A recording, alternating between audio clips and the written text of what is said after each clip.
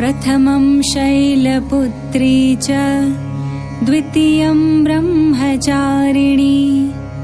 तृतीयं चन्द्रघण्टेति कूष्माण्डेति चतुर्थकं पञ्चमं स्कन्दमातेति षष्ठं कात्यायनीति च सप्तमं कालरात्रीति महागौरीति चाष्टमम् नवमं सिद्धिदात्री च नवदुर्गाः प्रकीर्तिताः ऐगिरि नन्दिनि नन्दितमेधिनि